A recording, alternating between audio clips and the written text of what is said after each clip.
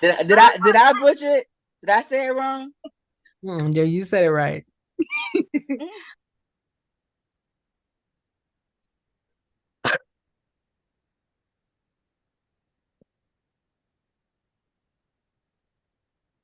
okay, we are live, ladies.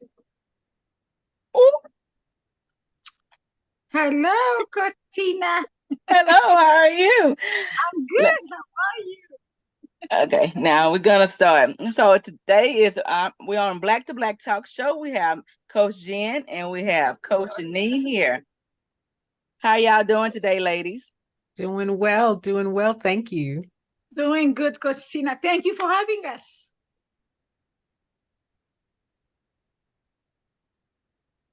Did y'all hear? I'm gonna ask y'all. Do y'all hear double? I'm hearing double. Are y'all Not hearing now. double? Yeah, No, but earlier. Yeah, I did hear earlier. Yeah. Okay. So, Coach Jean, I'll say Coach Janine, Coach Jen, tell us about yourself a little bit. I want to say thank you again for giving me this opportunity to speak with you and your audience today. My name is Jen, Coach Jen, whatever. Um, I am a nonprofit expert, over 37 years of experience helping nonprofit organizations put together plans and strategies to not only start, but to have plans and strategies for the resources that they need for their program. Over my 37 years, I've worked in the nonprofit day to day, led several notable nonprofits, as well as train. It was my job to train 1,000 organizations every year on systems and processes and tools to build sustainability plans and strategies for their organization. So I started my business, and that's what we do is help organizations really think thoughtfully and strategically, not just about the passion of the work, but the sustainability of that work so that more impact can be shared and had in the community with a thriving, thoughtful, intentional organization and with the leadership to do so. So that's just a little bit about me. And again, I'm Okay. grateful to be here with you all today. Glad to have you. So, Coach Jen, let's talk a little bit about sponsorship. Like you do sponsorship and you do, if that's the only thing you do, or you do grants and sponsorship, or you just do what all the things you do for as your in your business. So we have full wraparound services, and that means developing strategies and systems for any model of financial resource. So that could be sponsorship, identifying corporations and businesses, and creating opportunities for return on investment for Mm. those. For those partnerships and those sponsorship opportunities. We also provide grant writing services, fundraising services as well. So anything that's wrapped around financial development for the nonprofit organizations is what we do. Okay. Okay. So, what is the biggest myth about grant writing out there? The biggest myth is that all you have to be is a nonprofit to get a grant. That's a huge myth. Another myth is you don't have to have other streams of revenue, that the grant will underwrite the entire program or all of your expenses. Um, the last myth that I would think is that the money is free. Grants technically are not, you don't have to repay them, but they're not free. They come with requirements, they come with criteria, they come with restrictions. And so most people just think, oh, it's free money. I just need a grant. And that means anyone can get it. And that's not technically true. So those are the top three myths I think that I confront Okay. every day. Okay. So, what are some highlights that you done had since writing grants for different clients? Have you uh for success stories that you done had for your clients? Um, I love the opportunity for organizations who have been struggling with getting grants. Mm-hmm. They've written several grants and been unsuccessful, and they're not quite sure why. Mm-hmm. And we're able to put more of a strategy lens to their proposals, recognizing that funders fund what they already have decided that they're going to fund, not necessarily what the organization wants. So I get the most satisfaction out of helping organizations really put together clear strategies and plans that aligns with what the grant funder wants to see funded. And that success is usually the award. I also love opportunities where people have innovative ideas and they want to create a organization or a program that has possibly not been done before or new in their areas. And we're able to put a really strong case for support for that investment. And so I think that those are probably the two that I get the most fulfillment at. Obviously, those organizations that are well-funded and we are able to help them to continue with that funding is exciting. But those that are brand new, innovative, and just stepping out to get the experience with grant funding, those are the most satisfying. Okay. And so I was gonna ask you also about when we're applying for grants and stuff like that, business, a lot of new business, small business starting out, just assume that they can just go get a grant and start a business. So can you elaborate a little bit on that and why that's not always the case? Well, the grant is the money. Yeah. The grant is the money. And that money comes from an entity that has to determine if that proposal meets their criteria. So when businesses or organizations or anyone is seeking grants, I think the biggest thing that people need to be aware of is aligning what you want to do with what the grant funder wants to fund. Probably 90% of our job is research. And that research entails identifying those grant opportunities or those proposal or applying opportunities that align with the funder. The funder is, again, already decided what they're going to fund. And we want to find and identify those opportunities that align with what the business or the nonprofit is already doing. So, going out and getting a grant, I wish it were that easy. The other thing is this, that there are more people applying for the grant than then there are those that are giving the opportunity. Then there are grant funders. There are more people applying than there are grant funders. So that makes the process even more competitive, where a grant funder may only be able to fund, be able to give out maybe 10, 15, 20 grants, but they may receive 2,000 proposals. So it's important to know that you don't want to rely only on the grant dollars. Again, because the grant funder is not, nor can they fund 100% of anyone's budget. So it's important to note that while grants are an investment and they are a stream of revenue, they cannot be the only stream of revenue. And you can't wait until you get the grant, because the grant funder may take 2 months, 4 months, 9 months more. And why does it take so long? Again, if they're receiving thousands of proposals that they have to go through, that takes time to go through those proposals, to find and determine which ones align with what they want to fund. So the approach has to be thoughtful, but also recognizing you've got to be flexible, that the grant dollars are not the only means and streams of revenue for your business. So Coach Janine, you have any questions for Coach Jen? Yes, I do. Thank you again, Coach Jen, for, really bless us with your presence here. One of my questions is, can you also, what comes to mind when you hear, I know you use this word a lot, so I'd like you to expand on that, the word impact. Can you talk more about that? Sure. I equate it to your product. I equate impact to a tangible product, that when someone goes into a business and they're exchanging money, they hope to walk away with something of value for that money. In the nonprofit space, the donors, the funders, the grant funders, the product that the nonprofit has is the impact of what they do. The activity to achieve that impact is not as interesting to the grant funder as the result of that activity. So impact is change, impact is transformation, impact is problem solved. So it's a real process that has a description, that has a measure, and can be directly aligned to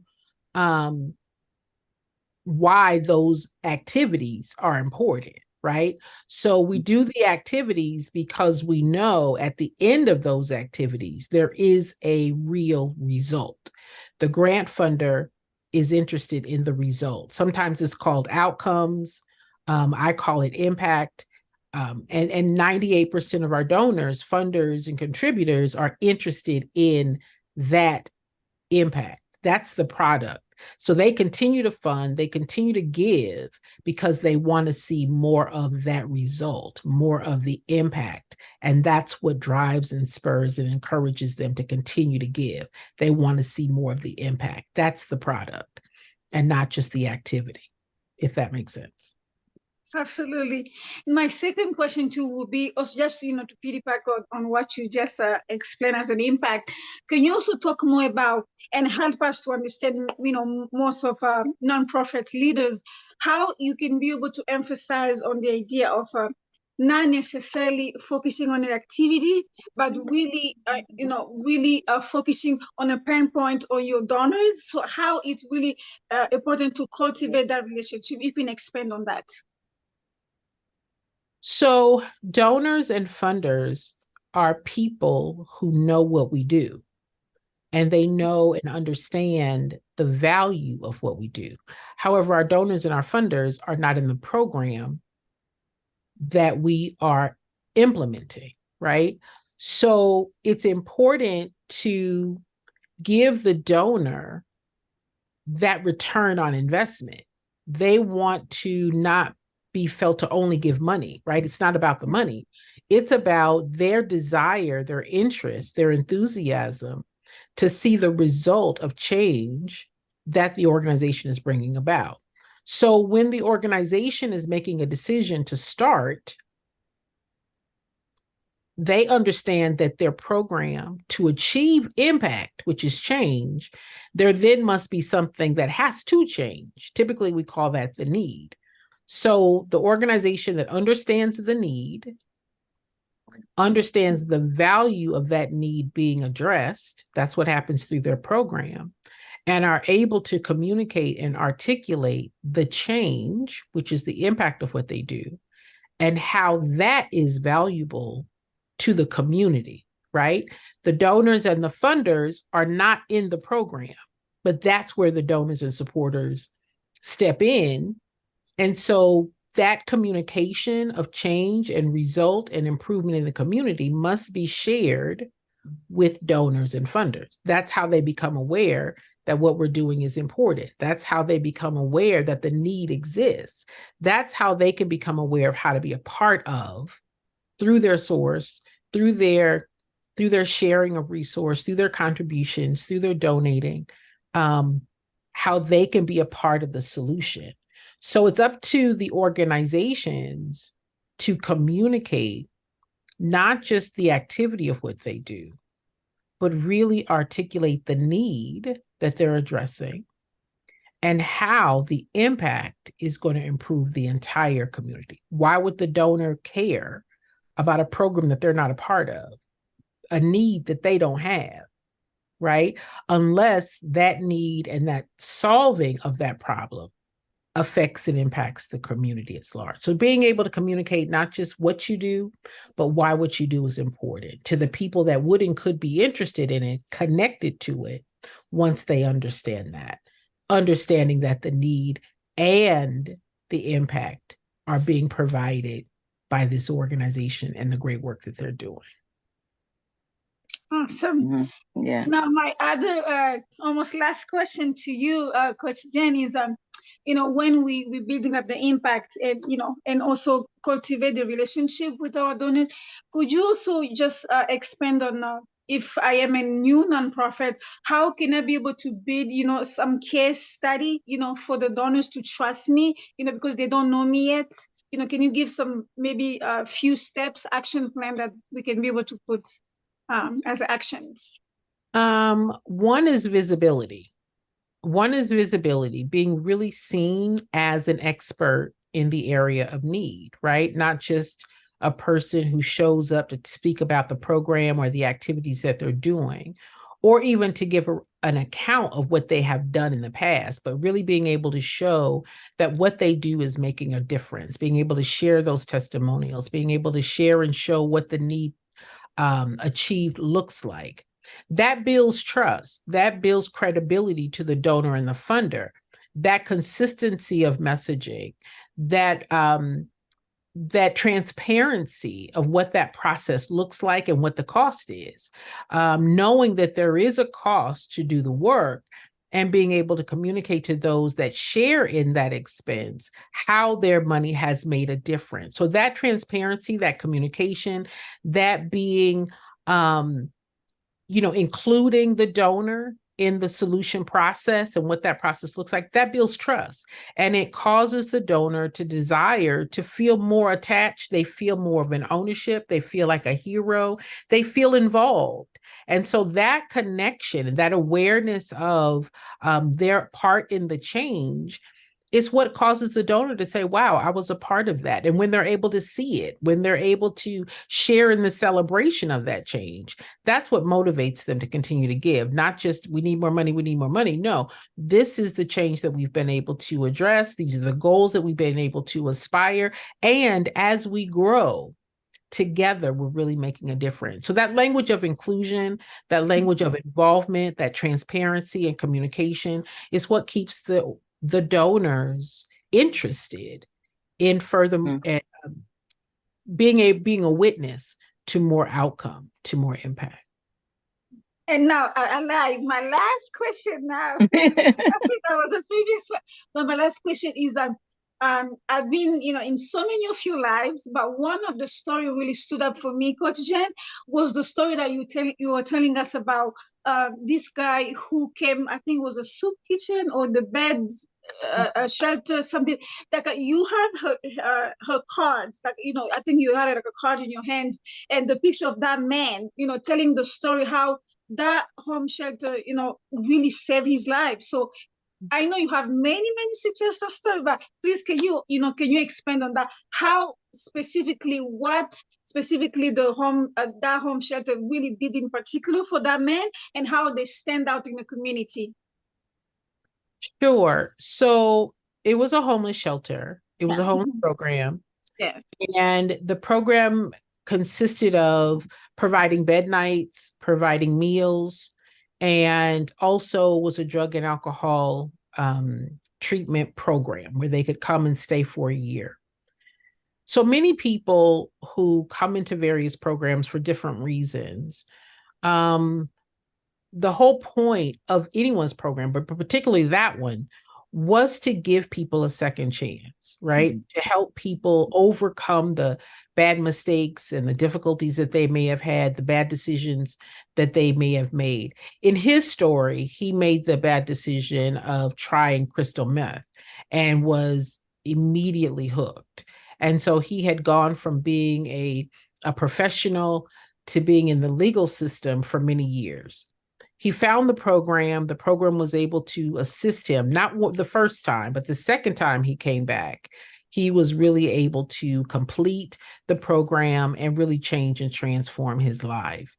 What we have an opportunity as an organization is not only assist in that transformation, but really communicate the journey of transformation to the donor, to let them know that while decisions, everyone makes a bad decision, but how and through a program that works, painting the picture for the donor of what that journey looks like.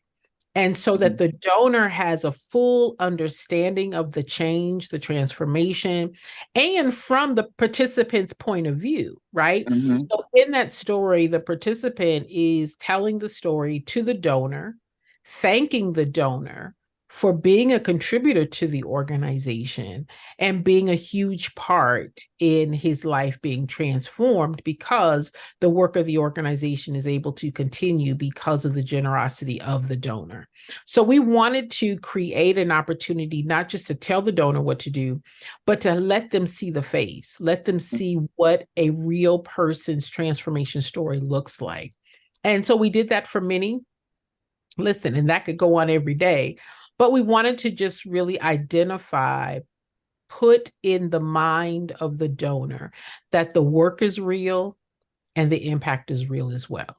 And Yes. so that story is what we wanted to paint, and it was very successful. We did one of a young man and a woman who also had a story, just to let the donors know that we are aware that if it were not for your support, if it were not Yes. for generosity, the work that we do would not be as possible. Yes, awesome. It's Mhm. really awesome. I have one question, then we'll go into you giving your final words and Coach Janine giving her final words. These jeans get me all tired. You have two genes tonight. Yeah. So I was gonna ask you, Coach Jen, am I Lord have mercy. You know who I'm talking to. You tell us about, like, if someone is ready to seek a grant, what are some of the first steps that they need to have in place before they even like come hire you to help them with the grant? The first thing that they need to have is an understanding of how much they want, right? They have to have an idea of how much they want and how much that aligns with their budget. A lot of people just say, Jen, I need a grant. I need a grant. Well, the grant is an amount. How much do we need? And then understanding, again, that the grant is not going to cover 100% of what you need, right? Of your full expense. So they need to know, one, how much they need. They need to understand what the budget is, because while they are waiting for those grant dollar decisions to be made, they also need to know where else money comes from, right? So the grant funder is going to ask them, where else does money come from? That's part of their budget. Their budget is not just expense, but it is also their plan and path to revenue. Every business, any business has multiple streams of revenue. So what we do is help organizations identify, one, their budget, two, where else money comes from, because that's going to be a question in the grant application. So they need to be aware of how much they need, and they also need to have an idea of, or a plan or a system for other streams of revenue. Grants cannot be the only stream of revenue. So when they come to us, they need to recognize and understand that, like with any business, there has to be multiple streams of revenue. And there has to then be someone dedicated to bringing in the revenue. Now, the program, people are dedicated to that expense, right? Program, expense.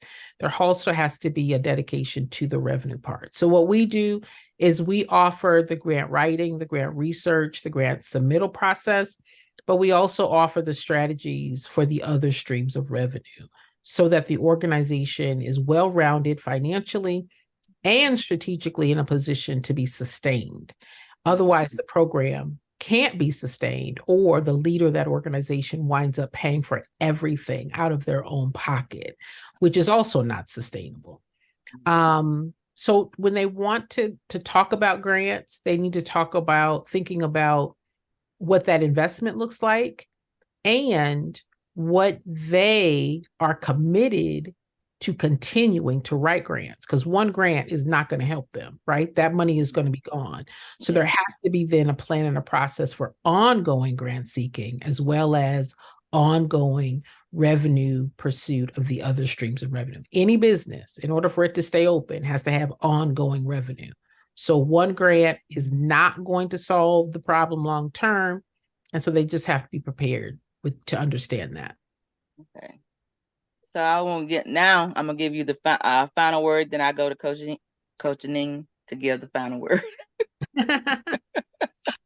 Well, I just want to say this, that the decision to start anything that involves people's resources, people's time, people being on the board, people volunteering, whatever, that we want to make sure that we're able to manage the process and the success that people invest in what we do, right? Your donors are investors, your volunteers are investors, your board are investors. And so I just would encourage people to really understand that it's not a passion project. It's a purpose-driven project, but it is one that involves others. And so you want to be strategic, you want to be intentional, you want to be thoughtful, not just passionate. There is a reality. The reality is we are a community and we need people. We need each other. So to be visible, to be vocal, to be intentional, to like people and want to include people in your success, and recognizing that for the nonprofit, it's not personal. It's not ours. It belongs to the community. So I just hope that in my voice and in the things that I share encourages people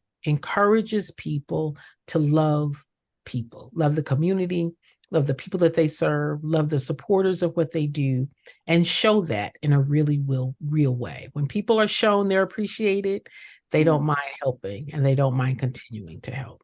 So that's one thing that I would just like to put out, that it's not a solo project. We all need each other. And the way that we work together is demonstrated in the greater work that we're able to do together. So thank you again for this opportunity. I appreciate you. You're welcome. Also, can you give them how to contact you?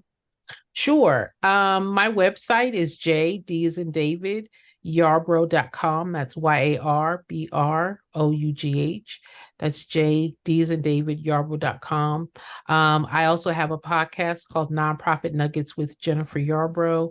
I have lots of ways to find me in the different places and spaces. So if you put in my name, I show up.